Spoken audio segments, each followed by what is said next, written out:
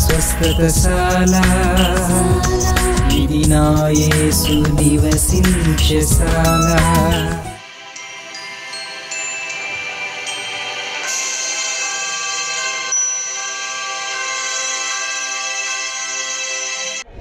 దేవునికి మహిమ కలుగునుగాక.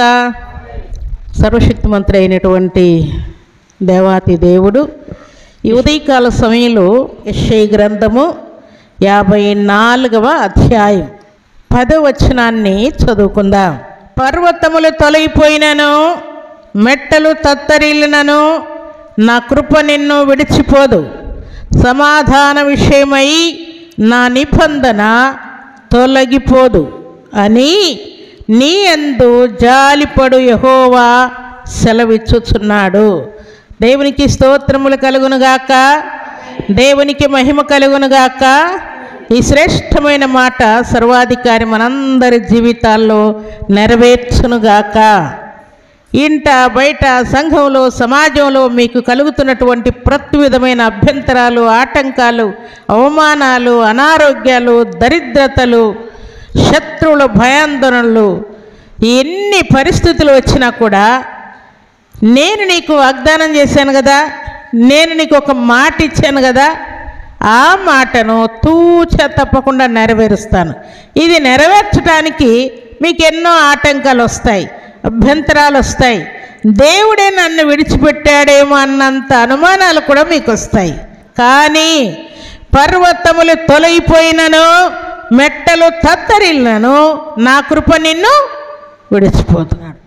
దేవుడు జాలి పడుతూ ఉన్నాడంట. నువ్వు పొందుతున్నటువంటి బాధలు, నువ్వు పొందుతున్నటువంటి అనారోగ్యాలు, నువ్వు పొందుతున్నటువంటి కరువు, నువ్వు పొందుతున్నటువంటి కష్టము, నువ్వు పొందుతున్నటువంటి అప్పులు, నువ్వు పొందుతున్నటువంటి అవమానాలన్నిటిని కూడా దేవుడు చూచి జాలి పడుతూ, దేవుని యొక్క కృప మనకు తోడుగా ఉన్నందునే సజీవులుగా ఉన్నాం, మనశ్శాంతిగా నిద్రపోతున్నాం, భోజనం చేస్తున్నాం, వస్త్రాలు ధరించుకుంటున్నాం, పైరు పంటల్ని, అలాగ నీ పశువులను, నీ సంతానమును, నీ కలిగి ఉన్న సమస్తమును కూడా దేవుడు దీవిస్తూ ఉన్నాడు.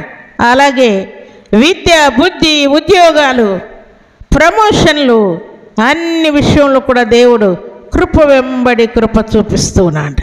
అలాగూ కష్టాన్ని ఎక్కువగా ఎంచుకుంటాం, దేవుణ్ణి తక్కువ చేస్తూ ఉంటాం. అయితే కష్టము ఘోరంతనే, దేవునికి అసాధ్యమైనది ఏది లేదు కనుక ఏదైనా ఒక కష్టం వచ్చిందంటే ఆ కష్టం నుండి కూడా మన దేవుడు ఎలాంటి వాడు? విడిపించే దేవుడు, తొలగించే దేవుడు, స్వస్థపరిచే దేవుడు. ఏ విషయంలో దేవుడు నిన్ను దీవించాడు? నీ భర్త ఏమైనా దీవించబడ్డా? నీ భార్య ఏమైనా దీవించబడిందా? నీ పిల్లలు ఏమైనా దీవించబడ్డారా? ఏమైనా ఆశీర్వాదాలు అనుభవించారా అని ఆశీర్వాదాలు, నువ్వు పొందిన ఆశీర్వాదాలన్నీ పక్కన పెట్టేసి అసలు అవి నీ జ్ఞాపకం రాకుండా చేసి, నీకు ఒకటో రెండో కష్టాలు ఉంటాయి కదా, తీరని సమస్యలు ఉంటాయి కదా, వాటిని నీ ముందు పెట్టి చూడు, ఈ శ్రమలు ఇలాగే ఉన్నాయి చూడు, దేవుడు నీ యందుంటే, నీ కుటుంబానికి దేవుడు నీకు తోడై ఉంటే ఇవి ఇలాగే ఎందుకు మిగిలి ఉంటాయి అని పదే పదే అపవాది వాటిని జ్ఞాపకం చేసి వాటిని చూపించి, అవును నిజమే, కరెక్టే, దేవుడు నా యందు లేనట్టున్నాడు, దేవుని యొక్క కృప నాకు తోడై లేదు కనుకనే ఈ సమస్యలు ఇలాగే మిగిలి ఉన్నాయి.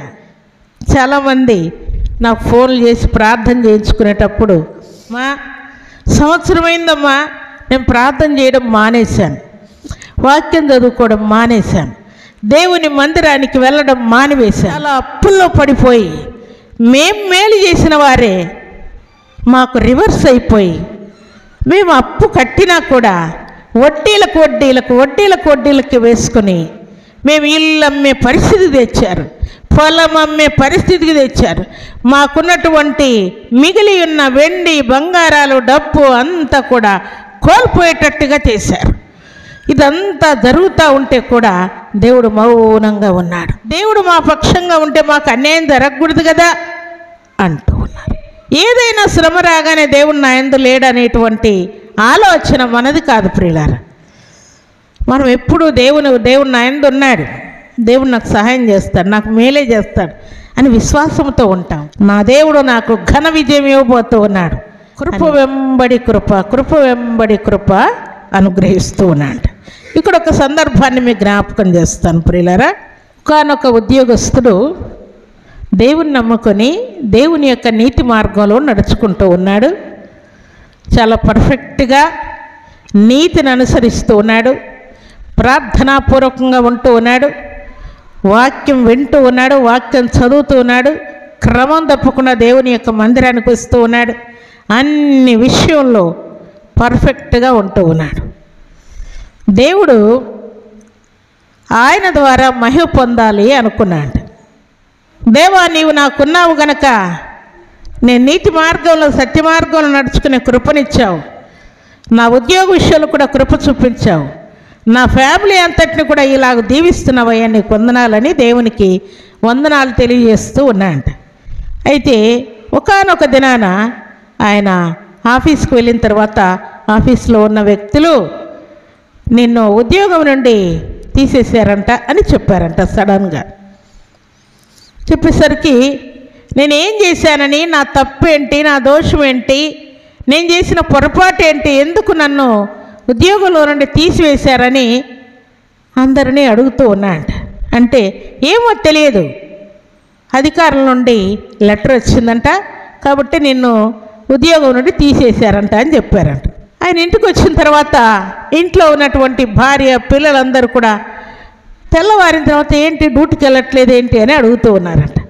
వీరికి చెప్పి మరలా వీరు టెన్షన్ పడ్డం ఎందుకని ఇంట్లో వాళ్ళకి ఎవరికి చెప్పకుండా మౌనంగా ఆయన ఉన్నాడంట.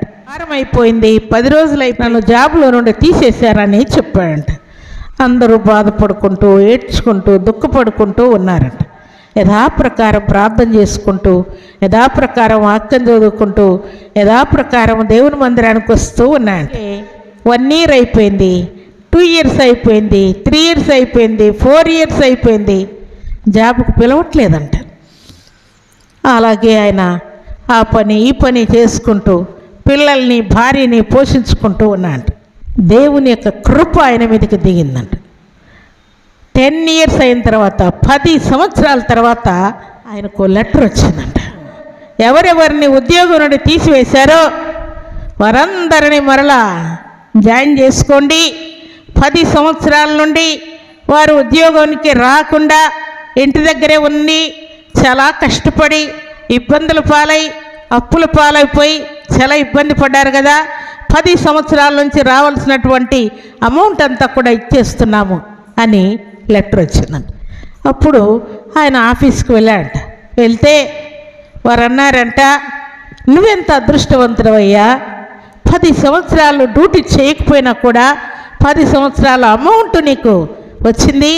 నిజంగా దేవుడు నీ యందు ఉన్నాడు, అందుకే ఒక్క నెల కూడా అబ్సెంట్ కాకుండా అమౌంట్ అంతా కుప్ప చేసినట్టుగా వచ్చేసింది అని అందరూ మెచ్చుకొని ఆయన్ని సంతోషంగా మరి ఘనపరుస్తూ ఉన్నారంట. దేవుని సన్నిధిలో కూర్చొని, దేవా, సాతానుడు ఎన్నో భయంకరమైన ఆలోచనలు కలుగు చేసినా కూడా సాతానుకు చోటు ఇవ్వకుండా, నిరాశ చెందకుండా నన్ను నిబ్బరంగా నిలబెట్టింది నీ కృపేనయ్యా.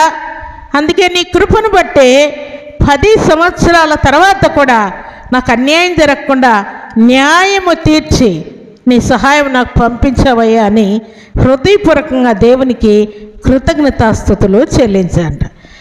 దేవుని దగ్గరికి వచ్చిన తర్వాత, ఇదిగో ఈ నెలలోనే ఈ ఆశీర్వాదం నాకు రావాలి, ఈ సంవత్సరంలోనే నీకు ఈ ఆశీర్వాదం రావాలి, ఇదిగో ఈ 2వ సంవత్సరమే నాకు రావాలి, ఇప్పుడే నాకు జరిగిపోవాలి అన్నట్టుగా మనం ఉంటే మన ఆశీర్వాదం కూడా చాలా స్వల్పంగా ఉంటుంది ప్రియులారా.